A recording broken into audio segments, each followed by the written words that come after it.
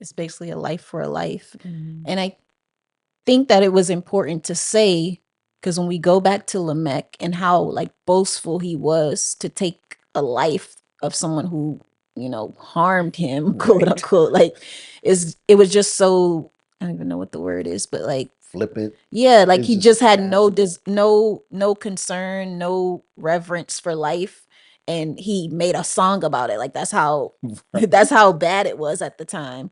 And same thing for Cain. Like Cain took a life, but his life was not taken. So people are at this point, knowing his family may have only seen that, Right. where you can take a life.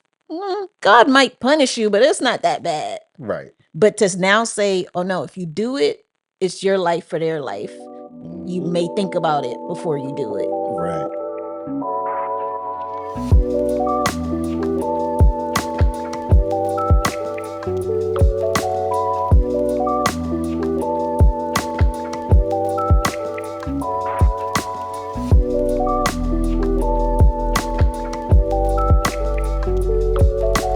What's going on, XYZ is XYZ Nation? We back up in the building. You know how we do. Coming back. Generational scriptures. Going through scripture. Oh, man. That's an awesome time. Do all the things that you usually do to like, subscribe, and share, and all of that stuff. We appreciate it. Always say jokingly, we have a goal to reach such and such, but hey, whatever. I don't like to do that because whenever somebody tries to tell me to do it, I don't do it. It is what it is. So, and then we usually do something else, and that is to introduce ourselves. So I am the latchkey one himself, the former X-Man, representing Gen X, Chris, all up in the area, representing the DMV, and at the far end we have I am Maya, the resident millennial. Da-da-da-da! And unfortunately, today we do not have Jasmine, our Aw. Gen Zer, our microwaver, but we do have Hey. Miss Wanda, Chris' wife. Hi, everybody. She is also a Gen Xer, right? Yes. Yes. So 2 Gen Xers. That's right, because we run things. Hopefully they don't gang up on me today. I don't think so. I don't know. You be calling me out. Well, yo, now I got some. Some backup. Nah, don't either. She'll side with you. That's just Yeah, normally Miss Wanda be like, I liked how you said to Chris. Oh man. So for this episode, we get to go through Genesis chapter 9. Yes. Yeah. We usually start off with our segment. We usually have 2. So unfortunately, because Jasmine's not here today, we won't get the tea, but we will still get the boom. Yeah. So we're gonna start off with the ISO boom segment. Oh yeah, take it away. All right. So in Genesis chapter 8, and so when we do this segment, we're going back to the last episode and what we discussed. And I'm just giving a quick summary. What happens first is that God remembers Noah. And of course, he didn't forget Noah, but he now is putting his attention towards the fact that Noah and his family and the animals need to get off of the ark. And the waters start to subside, the rain has stopped, and Noah is basically seeing this and he sends out a raven. The raven flies around and never comes back because it's a free for all for him. Like everything is dead and available. Yeah. So the next time Noah sends out a dove, Mm-hmm. the dove isn't able to land anywhere, so it comes right back. He sends out a dove again a couple days later, and this time the dove brings back a fig. Yep. And then the third time the dove goes out, it doesn't return. So now Noah knows, okay, everything must be dried up now, and it may be safe for us to be out and about. Noah then takes the covering off of the ark, and he's able to see that the waters are subsiding. And God commands Noah that he can now leave the ark. So him and his family and all of the animals, they go ahead and leave the ark. Yeah. And the first thing Noah does, well, maybe not the first thing, but what's mentioned is that Noah built an altar to the Lord and makes burnt offering. I believe it was of the clean animals and of the birds. And God promises that he will never flood the earth again this way, like the Right. entire earth. Right. And that is how we end chapter 8. Yep. That's chapter 8. And I have one correction that I did in my notes. It's not a fig leaf. It's actually an olive leaf. So that's on me. Oh, yeah. Yeah. Sorry. I was like, fig. Wait a second. That didn't sound right. So it is an olive leaf. Oh, yeah, because we talked about you not liking olives. Yeah. Yeah. Yeah. They're briny. Yeah. Good. Thanks. As always, the ISO Boom segment, near and dear to our hearts. So today we have, as I mentioned earlier, chapter 9. And I titled this one, We Fall Down Again. Again. Right? Because I'm looking at this as sort of if, and so it begins again was the title for chapter 8. Mm-hmm. What we see happening here, I think, is indicative and points back a little bit to the fall or the continued state of man that we saw in chapter 8 as well, right? Yeah. That the Lord dealt with man through the flood and all flesh and the earth through the flood because of man's wickedness. But then after they get off the ark, we find out, hey, that's how man is. That's how we are. Yeah. So we'll get to see what happens and see how that impacts the earth and everything once we get into chapter 9. Let's get started. Genesis chapter 9, verses 1 to 4. And God blessed Noah and his sons and said to them, Be fruitful and multiply and fill the earth. The fear of you and the dread of you shall be upon every beast of the earth and upon every bird of the heavens, upon everything that creeps on the ground and all the fish of the sea. Into your hands they are delivered. Every moving thing that lives shall be food for you. And as I gave you the green plants, I give you everything. But you shall not eat flesh with its life, that is its blood. Yeah. All right. So we hear this familiar refrain that we heard in chapter 1, right? Particularly to the beasts and man, 126 for man, 26 to 28 is where that whole thing happens. And we hear it again. God blessed Noah and his sons and said to them, Be fruitful and multiply and fill the earth. Mm-hmm. So we understand that blessing is to endue with the ability or to carry out something or give the power to carry out something. And we also know that this has to happen because of the flood, right? There's no one there but those 8 people. Oh, you mean the multiply? Yeah, Yes. so they have to multiply because there's only those 8 people there. Yeah. But he also says something else in terms of the animals and the way that they'll be related to us. Yeah. That they basically are going to fear humans, which is interesting because I think that when we talked about Adam in the beginning and the animals, we didn't actually bring up the fact that these animals like lions, tigers, all of these animals are going by him and it's not a problem. It's Like, not there's no running away from either party. So to see it now that, okay, from here on out, there is going to be some division between the animals and us is interesting. Yeah, it is. I also wonder if it's also to keep the animals from just being slaughtered out of. Imagine, right? People hunt. I'm not a hunter, but people go and hunt, and they'll hunt like elk and deer and stuff. Mm-hmm. And part of the hunt is like, as I understand it, is like, the everything you have to go through. You got to sit someplace for hours. You got to come from downwind so that they don't smell you. You can't make any noises. Just imagine if they didn't have fear or dread of that type of stuff. They'd just be out there, and man would be like, "Dook, dook. Hey, I got 20 deer today," Yeah. So I don't know. There's some thoughts and some things that I read in some commentaries that made me think of those types of things.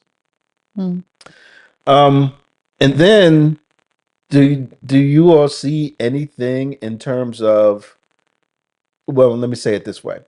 What do you think about the fact that it says that God gave these animals now for food when it was just as I gave you the plants, I give you the animals?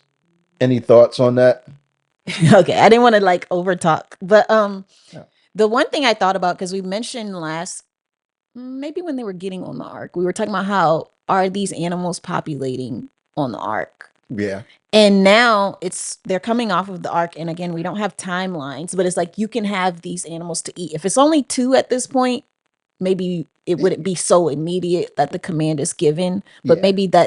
maybe they were reproducing and you have a decent amount, because God is only telling Noah and his sons to be fruitful and multiply at this point. He didn't repeat it to the animals yet. To the animals. Yeah.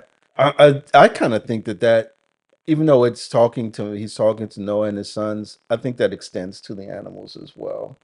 Because it's a retelling of what happened in Genesis 1. And in Genesis 1, he's basically saying to the animals even to be fruitful and multiply. So I don't think he's taking that away, just as it says he hasn't taken the curse away, as we'll see later, right? The ground is still toilsome. You still have to work to get what you want. So that's not gone. Things in Genesis 1 and 2 aren't gone, and 3. But I do think that the be fruitful and multiply, even though it's mentioned just to them, I think it can be all encompassing of all of those who are on the ark too. Yeah. I'm not saying that they aren't being fruitful and multiply, but that the command isn't given again to them, because it was never like they never stopped, is basically what I'm saying. I see what They you're never saying. stopped being fruitful and Yeah, multiplying. yeah. So they just, Okay. whereas Noah and them, they're not having kids on this ark. They're just waiting for everything to subside. Yeah. That makes sense, because he wouldn't have told them that they could eat the animals if there were still just 2. Like, Yeah. Yeah. So there Yeah. had to have been more, or they would cease to exist. Yeah, it's like, oh, you can eat the animals. All right, bet. And then you just eat the last two of whatever it Right. is. Like, So yeah, and when you said that, that's what else I was like. Maybe he gave them fear and dread, because if they just got off the ark and stood there, and there's only 2 or 3 or 4, they're easy pickings. So Yeah. okay, yeah, I don't have a hard stance on whether the animals procreated or not on the ark. Yeah. It might make sense that they did, but at the same token, it doesn't say that any of the wives got off the ark with child either. So I don't know what's happening there. What went Yeah. on. Anything else on those 4 verses? The last thing that was said is that when you do eat these Oh yeah, that's important. animals, don't eat it with its blood. With its life. With its life, which is its blood. Which is its blood, which is important. And it gets me back to when you read this, when I read this, and I think it'll become even more evident when we get to chapter 10. I have to remind myself, and we talked about this before, that this is Moses writing. The people of Israel are already out in the wilderness, more than likely, when Noah's starting to write some of these, some of the Torah. And so there's When probably some Moses- things going on that he's sort of bringing back and forth. So if I was in that time as Israel reading this, and you told me, yeah, life is its blood, that would make sense. Because also by now I've probably got all of the offerings in place, Mhm. right? Well, I don't know if he wrote it in the wilderness. He probably had to write it after they got to Sinai, at least. Sinai is when they started giving out the law. So yeah, in the wilderness, once they got to Sinai. But yeah, so they know about the laws and what the blood means and all of that stuff. So if we read it with that type of context, I think it just makes sense and falls out naturally. And maybe why he wrote it this way. Yeah, but that's an important piece. All right. Genesis chapter 9, verses 5 through 7. And read as follows. And for your lifeblood, I will require a reckoning. From every beast, I will require it, and from man. From his fellow man, I will require a reckoning for the life of man. Whoever sheds the blood of man, by man shall his blood be shed. For God made man in his own image. In you, be fruitful and multiply, increase greatly on the earth, and multiply in it. All right. So this is going to be interesting, because what do we see here? Like, what is it called? Capital punishment, Yeah, right? yeah. Yeah. So when we think of it, I think there's a view that we have of capital punishment today. Well, first off, before we go there, but what is this saying is going to happen? It's basically a life for a life. Mhm. And I think that it was important to say, because when we go back to Lamech and how like boastful he was to take a life of someone who, harmed him, quote Right. unquote, like it was just so, I don't even know what the word is, but like, Flippant. yeah, like It's he just just had no concern, no reverence for life, and he made a song about it. Like that's how that's how bad it was at the time. And same thing for Cain. Like Cain took a life, but his life was not taken. So people are at this point, knowing his family may have only seen that, Right. where you can take a life.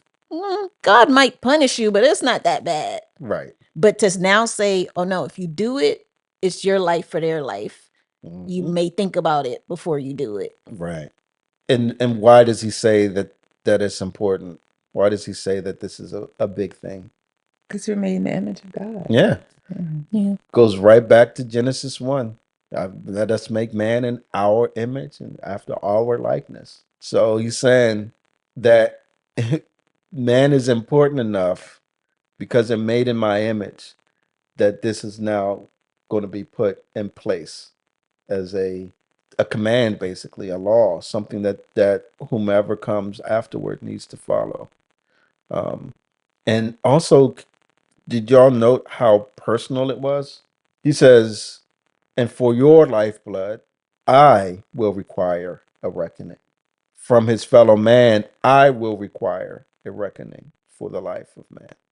Yeah. So this isn't because you as man feel you've been wronged. It's God who is actually the one who says, yeah, this is I require this. I require this life for life.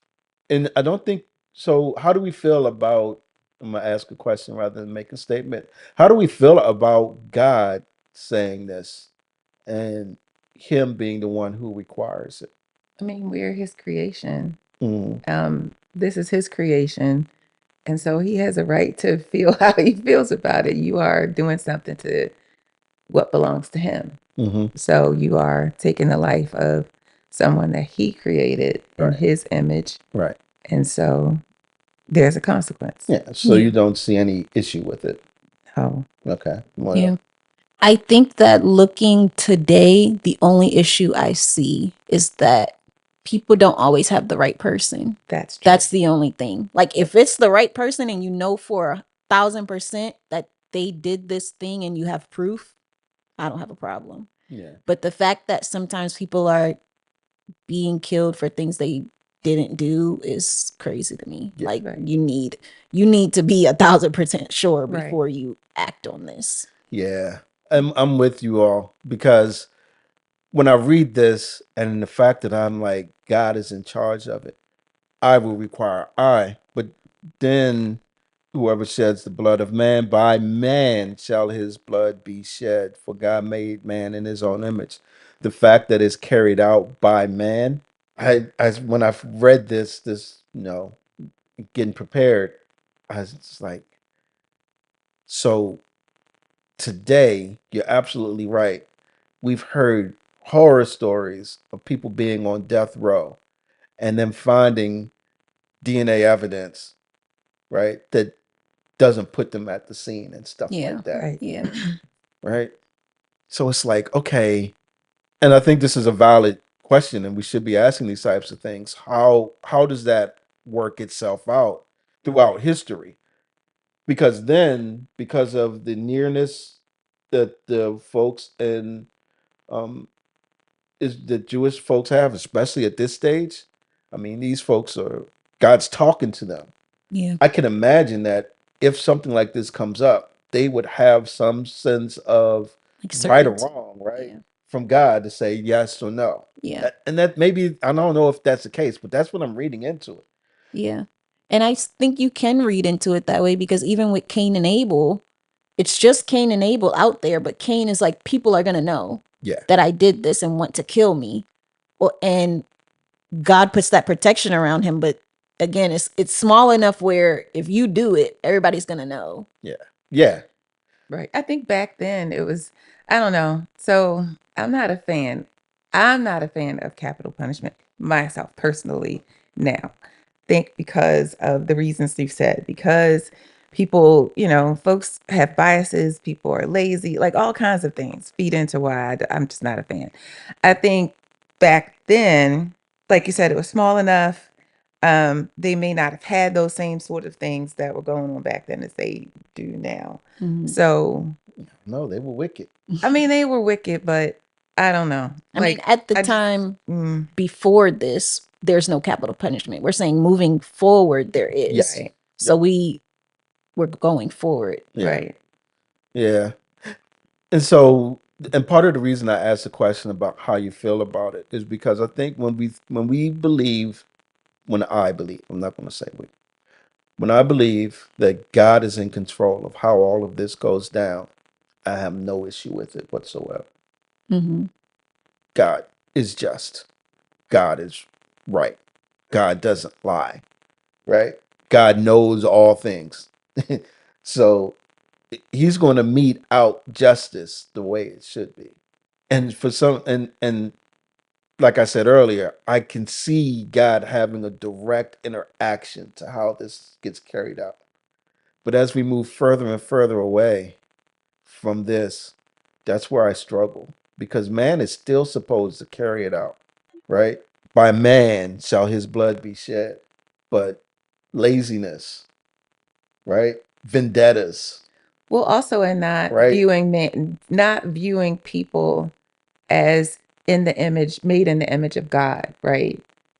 That I don't know that today most people, other than people who are maybe Christian, and even sometimes then forget that we are made in the image of Christ, and every person is made in the image of Christ. And so you view life with that lens. And if you're not viewing life with that lens, then you're not going to have that same, respect for it, that same reverence for God and his command and his creation. So I think that, that becomes an issue as you get further out and you deal, life is looked at a little differently. Yeah. Yeah. So I don't know. It's just I don't have an answer. I wanted to talk about it a little bit because clearly what's said is here is that God institutes it, and then I'm struggling with the carrying out of it. That's all. So it's just something to think through. I don't know there's a right or wrong answer. You Yeah. just have to think through it. I would say this is one of those we're looking at it just here. And maybe if we look at the Bible as a whole, we would have a different answer or a different perspective. So it may not be a fair time to be picking one or the other, Okay. because when we get into Jesus and the way that he, like his commands, maybe the answer is a little different, but we Right. didn't dig. Well, at least I didn't dig into that as much to be able to say, well, That's a good point. now the today it should be this or today it should be that. So, all right, you guys out there you go. Study, get the whole picture. I'm not going to say, yeah, we'll try and come back with an answer. We're not. No, We're not. that's way too big. Maybe in season 130. Right. All right. All right. Genesis chapter 9, verses 8 to 17. Mm-hmm. Then God said to Noah and his sons with him, behold, I establish my covenant with you and your offspring after you, and with every living creature that is with you, the birds, the livestock, and every beast of the earth with you, as many as came out of the ark. It is for every beast of the earth.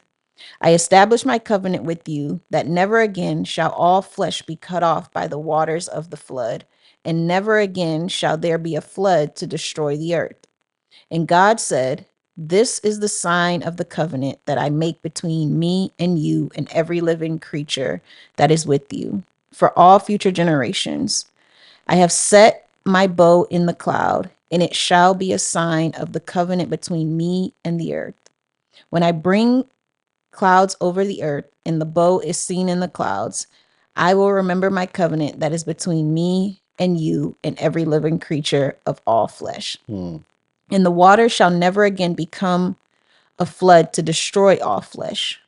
When the bow is in the clouds, I will see it and remember the everlasting covenant between God and every living creature of all flesh that is on the earth. God said to Noah, "This is the sign of the covenant that I have established between me and all flesh that is on the earth." Wow. Woo. That's a lot. It was a lot of repetition too. Like, Yeah. I need you to parentheses and just put a little small. Anytime I say this, I'm referring to all of these things. Like, I keep repeating myself. Repeating. But I think the point of repetition is to say how important it is, right? Yeah. So that's why we hear the same thing in that verse. But what were some of the repeated things that we heard there? It's with Noah, all flesh, all the animals, all the things are included in this covenant. Yeah. When you think of covenant, what do you think of? Promise, contract. Yep. Yeah. And what's interesting about this is because there are different types, right? There's a covenant and that is made between two parties. So party one does A, party two does B. They're in agreement that that's going to happen. Yeah. But this covenant is not that. This is God basically saying what I am going to do Yeah. or what I am not going to do, Yeah. rather, Yeah. going forward. And it's not dependent on anything. So you Right. mess up, it's still, or you guys become wicked as you were before, I'm still not wiping you out with the water. Right. And it's not even an if, right? Because he already said man is wicked from his youth. Yeah. I even think he said in his heart after the waters dried off and they first got off. So you're absolutely right. Yeah. Why do you think this came to me? I'll just say it. I'm not going to ask a question. Can you imagine now that every time the clouds start to gather and it starts to rain, how those people feel? Yeah. Could you? Because it's like, oh no, it's coming again. Yeah. We're all going to be wiped out again. So I think that's part of what's going on is he's doing some reassurance to them that, yeah, just because you see rain coming every now and again, I'm not going to wipe you out like this anymore. Yeah. So I'm going to give you a sign, a bow that that indicates that I'm not going to do what I did before. Yeah. And I read about people talking about was this global or not, and the fact that some places do get wiped with water and rain and floods, and well, maybe not like completely, Yeah. but you still have that disaster, natural disaster, or maybe God appointed disaster. And but the promise is that he won't wipe out the entire earth, right? Yeah. So Yeah, well, that's big because there's still tsunamis. I can't remember. There's several years ago. It may even be before all the COVID stuff, but it was like cars being swept through a city and waters rising.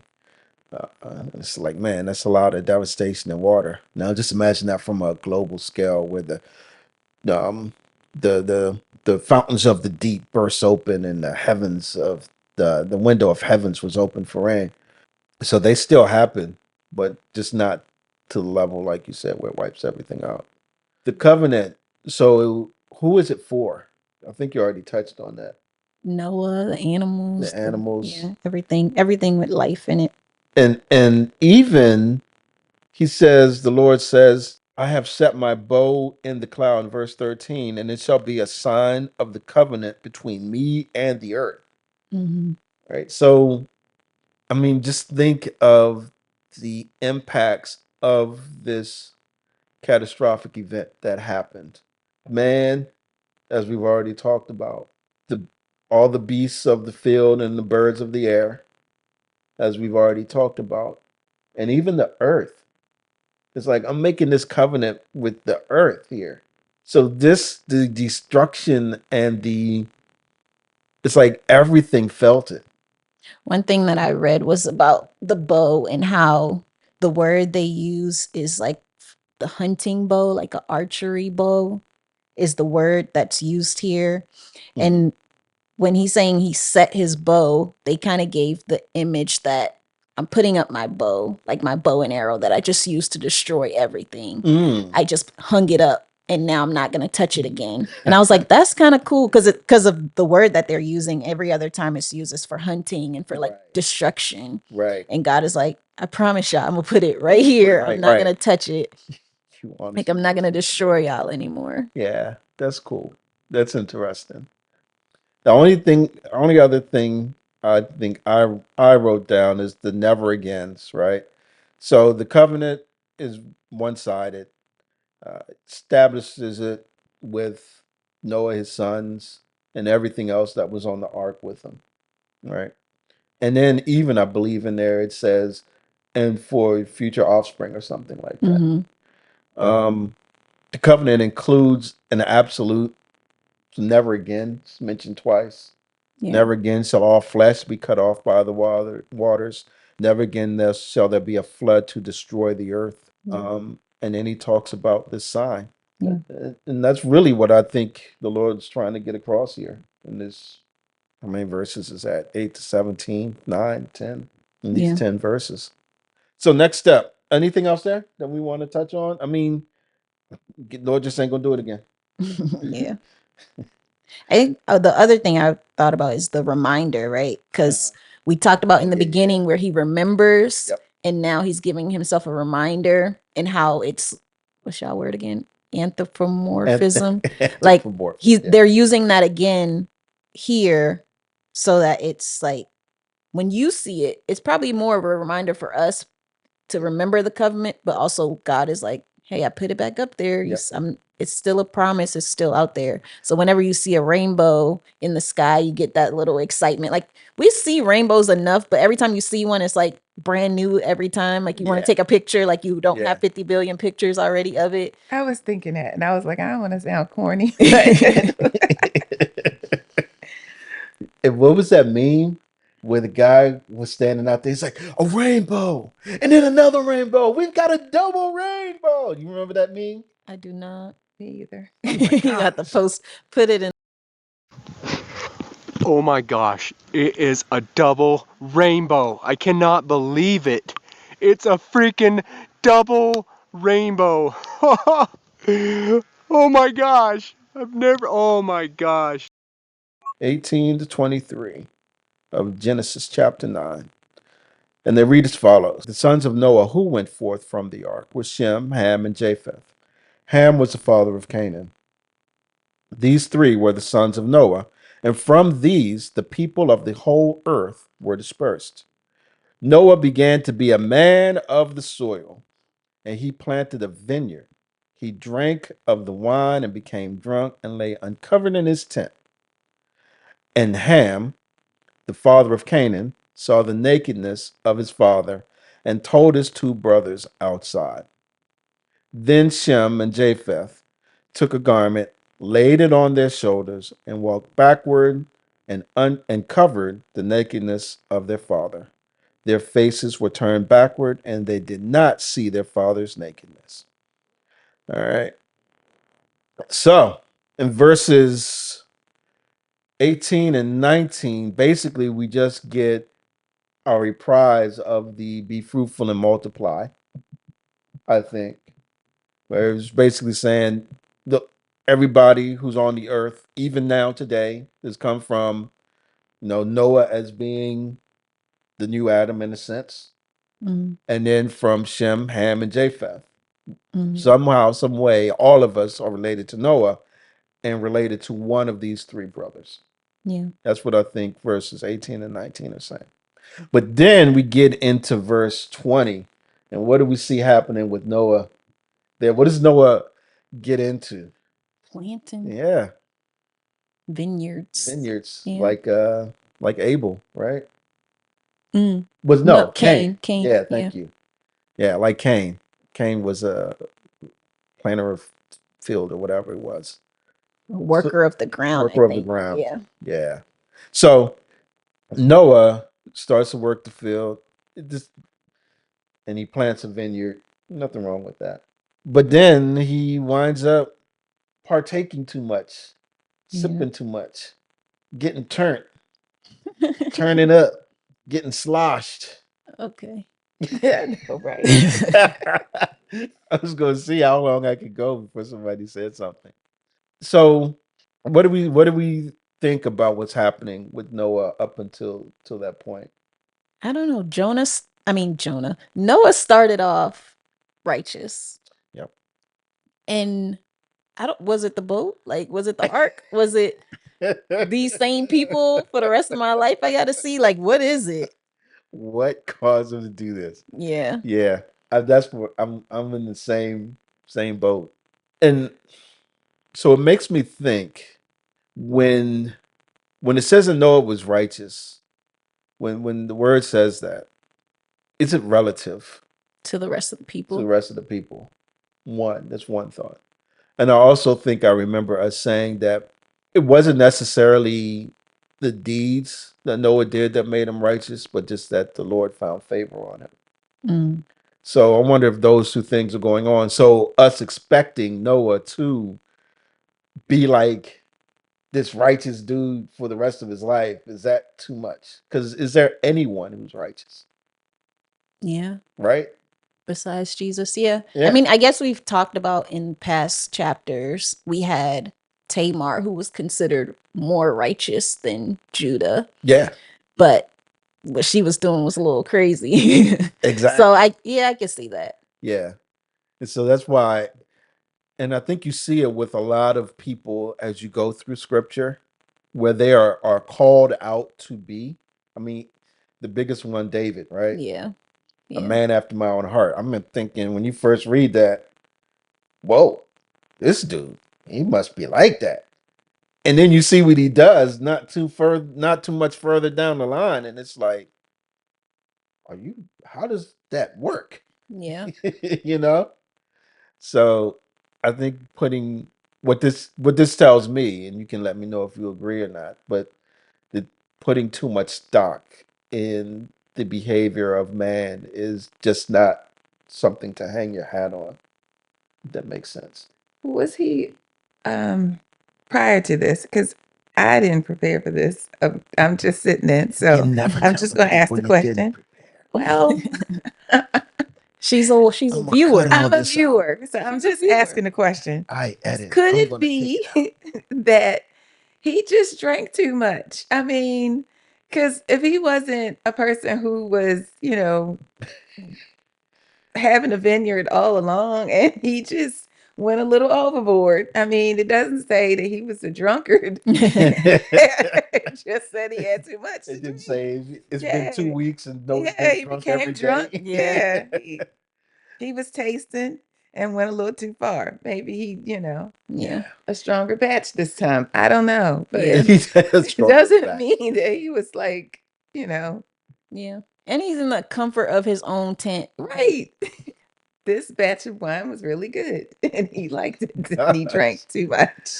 Yeah. I mean, so my comeback to that would be modern day. Well, what we understand now, which is to be out of your right mind, is what the issue is.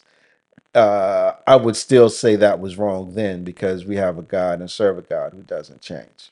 But the command isn't given, which is what we're seeing a lot of, like, okay, y'all are doing this. Like, it's something new. So now I got to give you the punishment for it because it happened. Like, I'm not going to give you a punishment for everything because then I might be giving you ideas. But like, I'm going to give you the punishment after the fact because at this point, Noah's not the one that gets punished. No. A matter of fact, we're not told that Noah technically did anything wrong. Yeah. He got drunk and lay naked in his tent. And he wasn't bothering nobody. But still, I think that there's something to the fact that you and you said it when we started. I'm not saying that God was going to punish him, but we had Noah on this pedestal as him being righteous and the only one, because I don't think we touched on it enough, right? Why are Shem, Ham, and Japheth and their wives and Noah's wife there? Because of him. Because of Noah. Yeah. Because God found favor in Noah, in Yeah. his generation, among his peers, his contemporaries. Mm-hmm. So you're here, the 8 of you, because of Noah. Yeah. Noah's supposed to be this really good guy who's, I mean, I don't know if he was Enoch level, where he walked with God and then he was not. Yeah. But God called him out, and Noah, to his credit, we don't hear what has also been a theme is when God tells Noah to do something, Noah's not hemming and hawing. Noah's not, it says he went about it and did it straight way. So, but you get to this point and you're like, to your point, Moyo, like, oh, not Noah too. Because it's just something that happens. It's just like a little let down because I think that we realize that you're not supposed to be in that type of state, right? So I can see it not being, it's not called out as being sinful or bad or however you want to put it, but it does have us look at Noah a little differently. Would you agree with that? Yeah. Yeah. All right. Enough about Noah. What about your boy Ham? Ham. I don't know. I was struggled with this a little bit initially because of all of the different theories that come with what does seeing your father's nakedness mean or Yeah. seeing the nakedness of his father mean. Yeah. But I think that I settled on the fact that he saw him naked and went to tell instead of like protecting him. Like nakedness, and let me find it. Nakedness like was attributed, yes, to him actually literally being naked, but also like just being in a vulnerable state. Like it's a shameful state for him because we go back to Adam and Eve and them covering themselves. Like, you aren't supposed to see this. That's why I cover myself. Yep. And I think later on they start talking about like in laws, they're talking about you can't see the nakedness of your mother, you can't see the nakedness of your brother, you can't see, like, it's all these people that you are not supposed to witness in that state. And it could be a sexual thing, but I think in this particular verse, it's not that he did anything in particular, but the fact that he saw him, and instead of protecting him, he went and told. Like, it was like, I just seen my daddy in there. He butt naked. He drunk. Like you aren't trying to help. Right. Gosh. Right. But Because he could have just covered him and went on about his business, or he Yeah. could have just turned around and left and Yeah. said, "Don't go in there." Yeah. Yeah. No, I agree. I like what you brought up about them covering themselves after the sin, but also if you go back to the end of chapter 2, it says that they were naked and not ashamed. Yeah. So Originally. after the fall is when that shame came in, and boom, we get here. And I also like that you brought up the fact that maybe there's a little bit more of a nuance on nakedness when the law is given versus what we're seeing here. Yeah. Yeah. Because I've had a whole bunch of people when I first got saved come at me and be like, well, you know when the first act between male and male is. And Yeah. they'd I always saw come that. back I'm and like, point to this. that's a stretch. And I was like, I didn't know any better. I was like, okay. But after reading it some more, I'm like, really? Yeah. Is that really what happens? So we're really doing a juxtaposition then between Ham and what Shem and Japheth do. Because what do Shem and Japheth do? Yeah, they never look. They just cover him, but walk back, like not even looking, just not wanting to shame their father more, or, just wanted to. I think that was more protective. They covered him and they didn't look and they didn't do anything. And that's the same thing Ham could have done. He could have just covered his father and walked away. Yeah. Yeah. And so you really get this juxtaposition between the two. Any Does this juxtaposition give you a mirror or seem as like a mirror between Cain and Abel's juxtaposition? I mean, I didn't think about it before, but I didn't either. I just thought of it. like, I guess like one is doing the right thing versus the wrong thing. Yeah. And he had the opportunity to do the right thing and still decided to not. That's where that just came to me, and I agree. It's almost like we're seeing, just as we've talked about, we're seeing sort of decreation. So everything went back to the waters with the flood, and now you're starting to see like creation again. It's a little different, but you're starting to see the blessing and all of that. And now it's almost like really fast forwarding to starting to see the separation in peoples, which I think becomes even more evident when we get into the next chapter, chapter 10.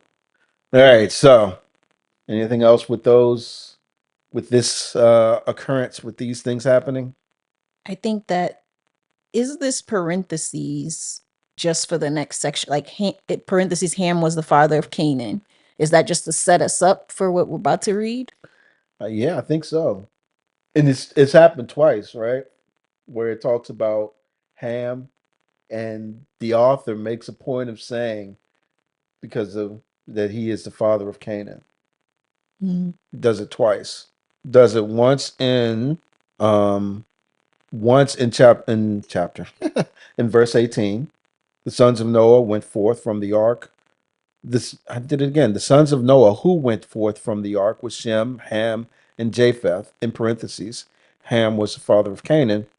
And then in verse 22, and Ham, comma, the father of Canaan, saw the nakedness of his father. So that's important. Would it be because at the time that this is being written, Canaan is an established kingdom, or I guess kingdom, like nation? Okay. Yeah, I think so. And I think just as we said before, just as we said before, Moses is writing this. What are the children of Israel? Where are they going? What are they doing? Where are they supposed to go? To the promised land, which is Canaan, right? So Canaan is prominent in their minds. Yeah. It's an important thing to Israel because it's the land that the Lord, has given them. So when we read this, the idea, I think, is that we'll see, and I keep talking about what we'll see in chapter 10, but in 10 it becomes even more evident. We'll see some of the things that are called out and have an impact on Israel. And I think that finds its way here, and Moses is making sure to point it out. That and what we're getting ready to read, because I still think that points to why Canaan is the place that the Lord was going to give Israel. All right. Genesis chapter 9, verses 24 to 29. When Noah awoke from his wine and knew what his youngest son had done to him, he said, "Cursed be Canaan, a servant of servants shall he be to his brothers." He also said, "Blessed be the Lord, the God of Shem, and let Canaan be his servant. May God enlarge Japheth, and let him dwell in the tents of Shem, and let Canaan be his servant." After the flood, Noah lived 350 years. All the days of Noah were 950 years, and he died. Noah got close to Methuselah. Methuselah 969. Jeez. Yeah. So, all right, Noah wakes up from his wine. What always got me with some of the other theories is how did Noah, and it says he knew what his youngest son had done. How did he know? Right? So, what I don't think is mentioned is probably because it's not needed to be told, is that maybe his sons told him or something else, Yeah. some other way. Maybe he dropped something Ham when he was walking by or in there or something or whatever. But somehow, some way, he knew it didn't have to be because something was done to him. Yeah. That he would know. Yeah. One thing I think about, and I have not been drunk that many times in my life, but I have been drunk once. And the one time I do, like, there's flashes of things that you remember. You may not remember everything, But if somebody walks in my room, I may open my eyes and be like, oh, hey. Yeah. And then another group walks into your room. Like people are coming in and out of his tent, and he could have some like Some consciousness. flashes. Yeah. And so he's like, wait a minute. First of all, I have a blanket on. Did I dream that, or was that real? Right. And obviously he might have known that this happened because it didn't say he was asleep initially, but when he later we're seeing, okay, he woke up. But it's that I think that when people are drunk, there is this like you're not all the way there, but you're not all the way not there. Like you're there a little bit. Yeah. So I don't know if the brothers told him or not, but I think that he could have just known because you walked into my room. Yeah. And maybe you laughed at me. Maybe you did something in this room. And then we know that he walks outside and immediately tells the other brothers. Right. So I could be hearing that. Could be even hearing, yeah. Yeah. It's just a tent. We're not like in a room. Right. Right. I try to separate myself from those days as much as possible. I'm still young a little bit, so I remember. So and this causes Noah to announce a curse on Canaan. Yeah. Not on Ham. Not on Ham. On Canaan. Yeah. So that's one reason previously Canaan was mentioned the 2 times is I think because he's going to play a prominent role. So, and I think there's a number of theories as to why Canaan, like stuff like he didn't curse Ham because he wanted to curse his son because of what his son had done to him and stuff like that. I don't know. I'm not sure if anybody really knows why, but that's what happened. The other thing I feel obligated to mention, and actually I saw something on this on YouTube not too long ago. This curse is not against people of a darker skin tone. Oh, I think I did see that, and I was like, where are you getting that from? People go around and they say, oh, the curse of Ham, the curse of Ham. Ham wasn't cursed. Canaan was cursed, not Ham. So a lot of groups carried that forward and had it caused them to think a certain way of people groups, Black people, I'll say it, that just wasn't right because people thought that this curse was on darker skinned people to be servants and things of that nature. And that's not the case because when we get to, again, chapter 10, you'll see that Canaan is a specific people group all into itself. Yeah. That is not associated with some of the areas that we understand to be, where darker people came from. Yeah. If that makes sense. So, but what was his curse on Canaan? That he would be a servant to his brothers. Yep. And then he goes ahead and he basically blesses Shem and Japheth. Matter of fact, he hits him with the double whammy because his blessing is, hey, Shem, Canaan's going to be your servant. Yeah. So Canaan can't get away. And then to Japheth, he's like, enlarge Japheth, let him dwell in the tents of Shem so you can be among your brothers. And Canaan's going to be his servant too. Yeah. So Canaan, you just got it bad. You just got it bad. Yeah.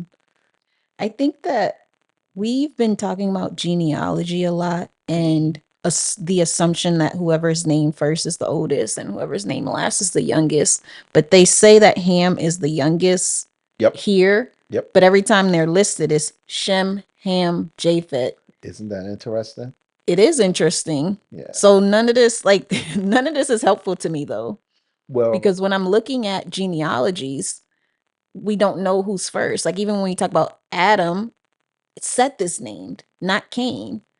And they aren't listing, like it's just, these are just your kids. And I think today, when I name kids, I'm naming them in order they're born. Mm-hmm. But back then, it doesn't seem like that's the case. It's just, we don't know what the rhyme or reason is. And maybe it's the order of, I I was gonna say order of blessing, but I don't even know. Yeah, but let's think about it. So early on, there wasn't much to name when we get to generations, right? The Toledons. Because it was, all right, in the beginning, God created the heavens and the earth. So that's almost like the generation of the Lord for creation. Mm-hmm. All right. That's how I tend to look at that. Then we get into the generations of the earth, I believe it is, of the heavens and the earth, or just the earth. And so that's when we get to the creation in chapter 2 of man, right? And things that are formed out of the ground. Mm-hmm.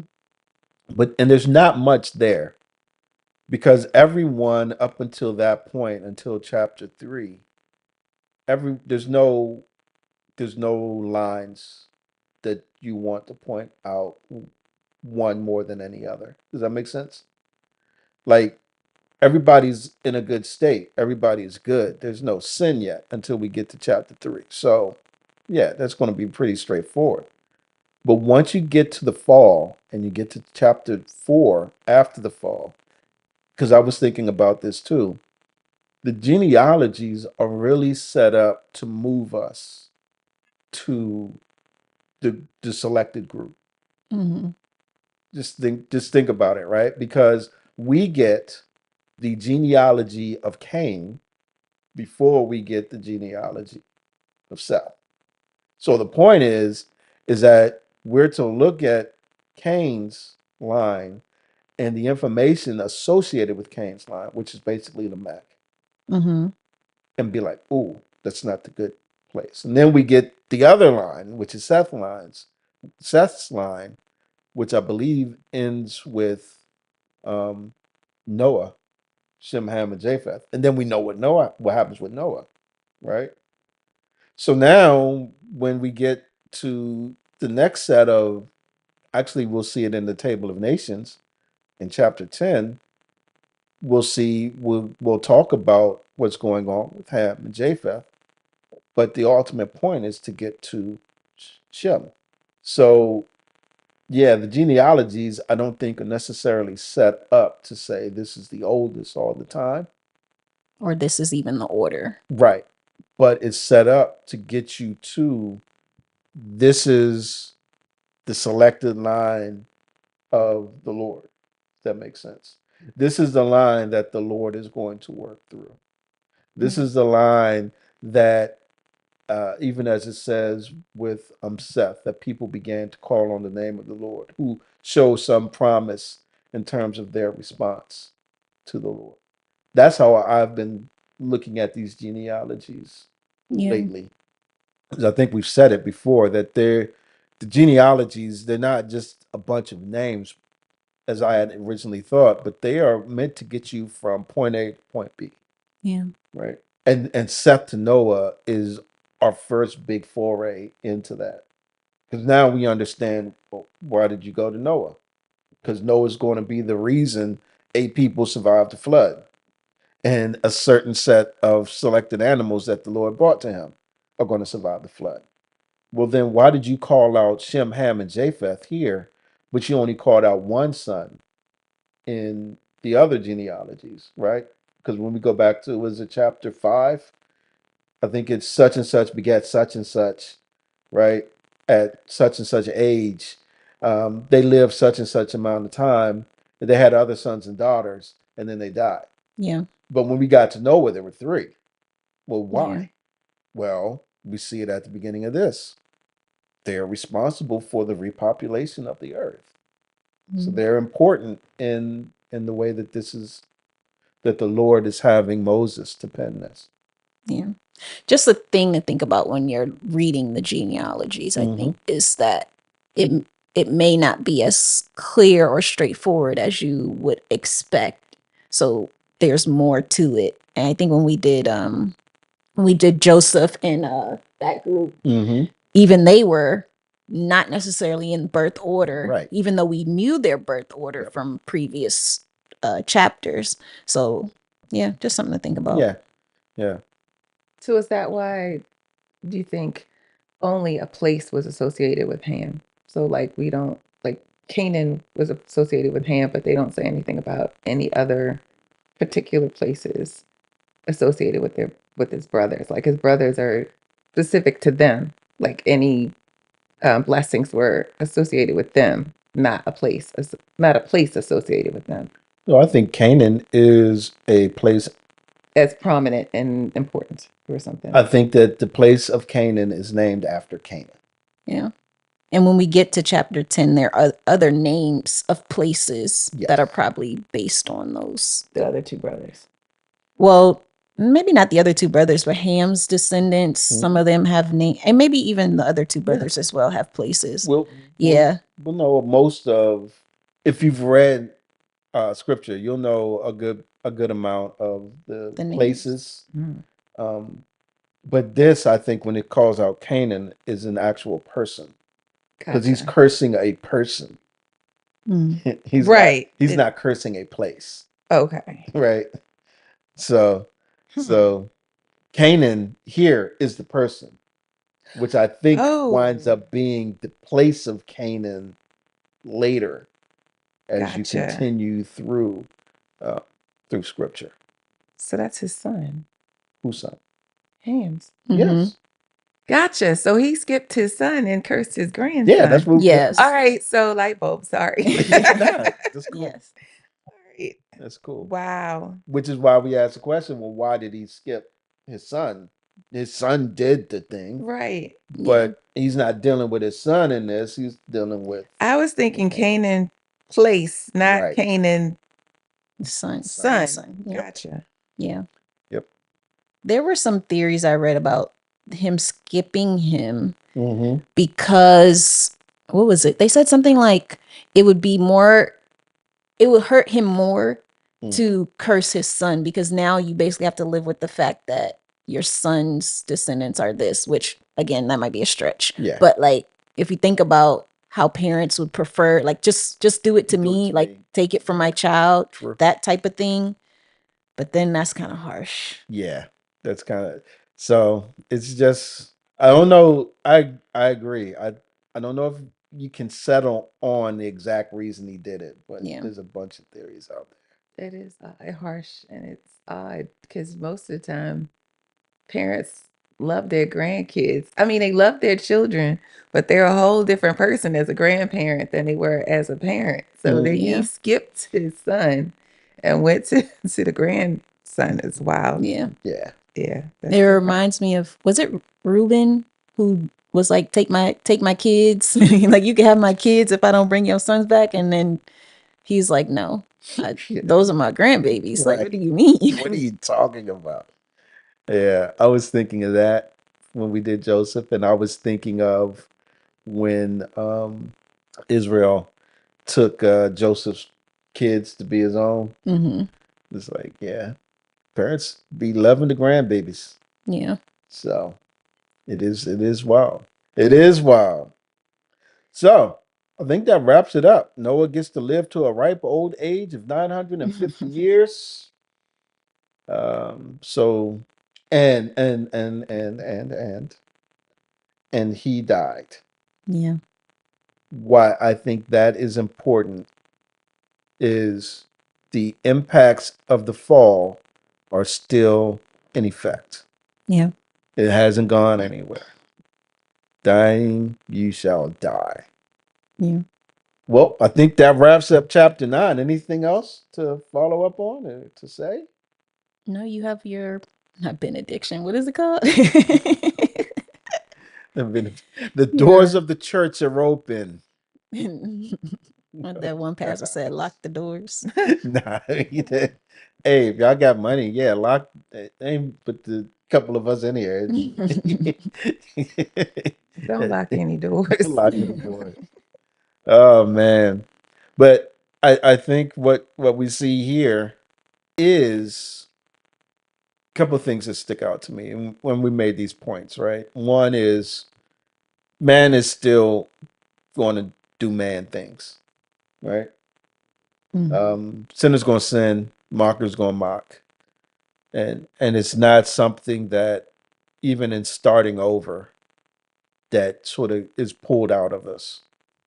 You know, It's just there, that want and that will, that desire to do my own thing, to live selfishly instead of selflessly, is going to be there. And I think that pride, that selfishness, that me attitude, which is so rampant today, is what got folks, and Adam and Eve into, and all of mankind into the situation in the first place. I also think what stands out to me is the fact that God is a gracious God. Uh, he's a merciful God. So while he did not do anything wrong in wiping out, uh, as he said, everything that has the breath of life, or to destroy the earth, as is called out, um, he still made a way for people to get through, to be saved, to reach the other side. Um, and even today, I think we need that. And we find that today in nobody else but Jesus. Jesus is, and I may even said this last time, our ark. He's the one that's able to get us through the catastrophe. He's the one that's able to get us through, um, the um, the right payment for sin, which is death, and bring us out on the other side, um, before the Lord. So, as we usually end these and have been ending them, our hope, our desire is that you would believe, in Jesus, that you would, believe that he's the one who died on the cross, was buried in a real tomb, and was raised from the dead. And if you believe that, then you are, uh, saved. Yeah. So, uh, think about it. Any questions? Don't hesitate to, DM us, wherever you see this, or send us a comment.